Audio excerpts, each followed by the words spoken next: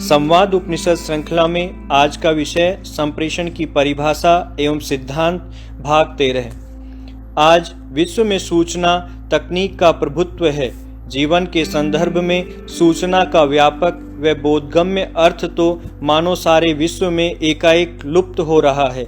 सूचनाओं के बढ़ते ज्वार ने जीवन की मूल वास्तविकताओं के अर्थ ही बदल दिए हैं। लोग अब ज्ञान की अपेक्षा मात्र सूचना पर निर्भर रहने का प्रयास कर रहे हैं।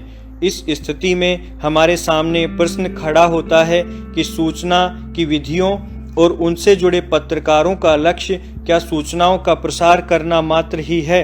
एक समय था जब लोग उत्सुकता के साथ समाचार पत्रों के पन्नों पर यह जानने के लिए दृष्टि दौड़ाते थे कि विश्व के विभिन्न भागों में क्या क्या घटनाएं घटित हो रही हैं। किंतु आज व्यक्ति के पास अनेक विकल्प हैं। समाचार पत्र के पहुंचने से पहले ही टीवी पर अनेक बार वह उन घटनाओं के क्रम को देख चुका होता है। उसके पास अब इंटरनेट है जिस पर मनचाही सूचना उसको हर पल प्राप्त होती है।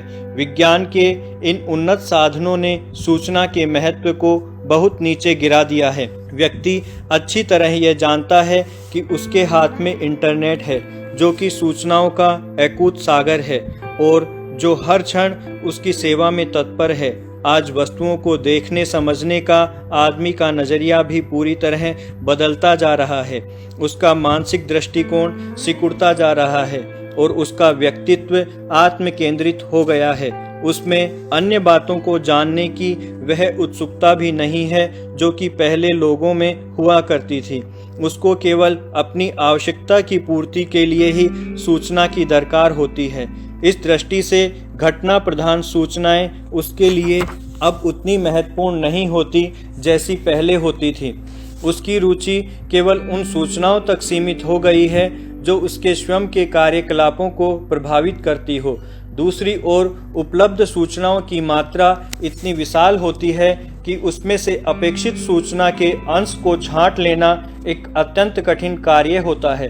केवल अपनी मनचाही सूचना की खोज करने के लिए व्यक्ति को ढेर सारी अनावश्यक सूचनाओं के अंबार से गुजरना होगा और निश्चित ही मन भी उनके प्रभाव से अछूता नहीं रह पाएगा।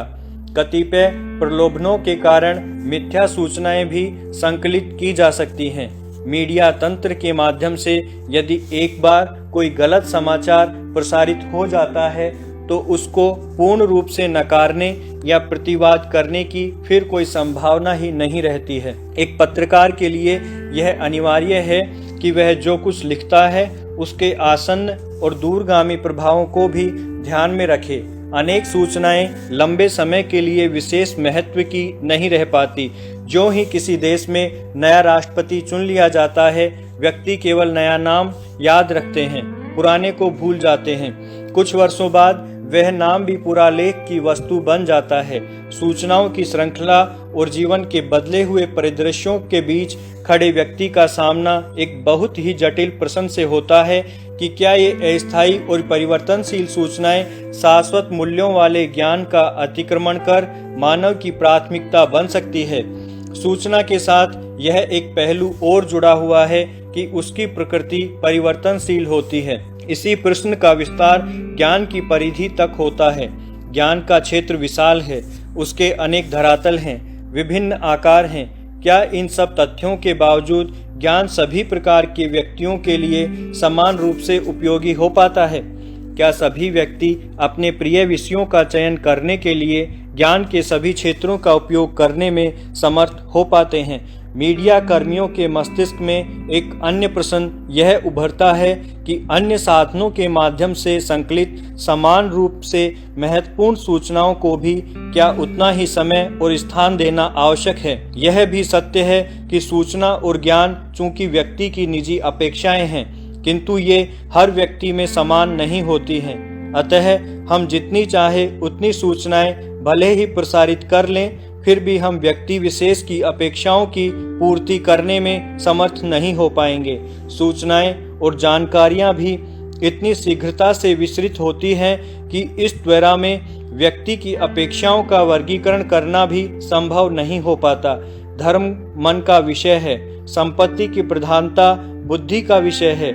जब तक मन केंद्र में रहता है, व्यक्ति प्रकृति से जुड़ा हुआ रहता है। वह प्राकृतिक ऊर्जाएं ही ग्रहण करता है और उन्हीं को छोड़ता है। किंतु जिस दिन वह बुद्धि के धरातल पर उतरता है, प्रकृति से उसका संबंध टूट जाता है। उसके मानसिक पलक में अनेक विकृतियां उभर आती हैं। अहंकार के कारण उसके क्रियाकलापों में हिंसाजनक तत्व प्रकट हो जाते हैं। यहाँ तक कि प्रतिदिन के व्यवहार में वह जिस भाषा का प्रयोग करता है उसमें मिठास तक नहीं होती है, जो कि मानव संबंधों की मूल आधार है। हिंसात्मक प्रतिक्रियाओं का मुख्य कारण असंतुलित भाषा ही तो होती है। लगभग सभी धार्मिक परंपराएं लोगों की प्रकृति के साथ सामंजस्य पूर्वक रहने, जीवन मूल्यों की अनुपालना करने तथा समाज सेवा के काम करने का उपदेश देती है। समाचार माध्यमों को भी ये मूल्य अपनी आचार संहिता में सम्मिलित कर लेने चाहिए। मात्र इसी से समाज में शांति और समरसता व्याप्त हो सकती है। यदि मीडिया सामाजिक उन्नयन के इस पहलू को स्वीकार नहीं कर पाता है तथा मानव जीवन की गुणवत्ता को सुधारने की दिशा में कोई प्रयत्न नहीं करता है, तो उसके अस्तित्व का मूल आधार ही मिथ्या हो जाता है, पत्रकारिता के सिद्धांतों की बलि हो जाती है। एक समाज के लिए मीडिया की इस दुष्प्रवृत्ति के प्रादुर्भाव से बढ़कर और क्या विक्षोभकारी और भयंकर बात हो सकती है। हम देख रहे हैं कि सूचना के वे आधार जिनके बल पर हमारी सांस्कृतिक विरासत हजारों वर्षों से संरक्षित रही है और जो हमारे जीवन की धारा में पूर्ण रूप से रच बस गए हैं, आज एक नए चक्रवात में फंसे हुए हैं। इस सारे संकट का एकमात्र कारण जीवन के प्रति दृष्टिकोण की संकीर्णता ही है।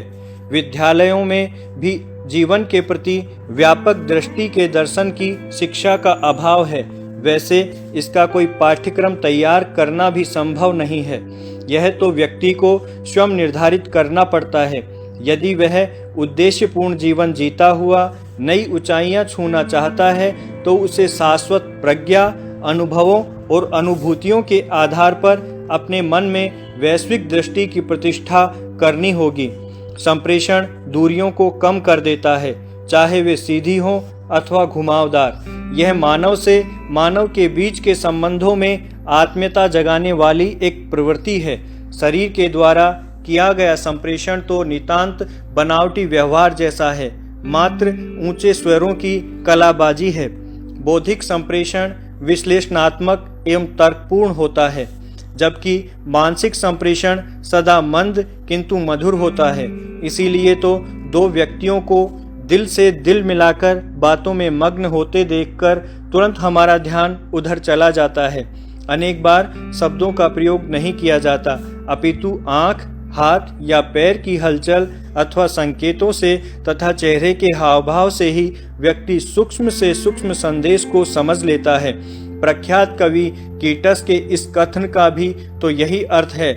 सुने हुए सुरीले स्वर तो मधुर होते ही हैं, किंतु अनसुने स्वर उनसे भी मधुर होते हैं। माँ और बेटी जब लंबे समय बाद मिलती हैं अथवा दो बहिनें वर्षों बाद एक दूसरे को देखती हैं, तो दोनों के पास कहने को शब्द नहीं होते, फिर भी बिना शब्दों के ही वे अपने भावों का आदान प्रदान कर लेती हैं। इस प्रकार के संवाद में शब्द और अर्थ एक दूसरे से मिल जाते हैं।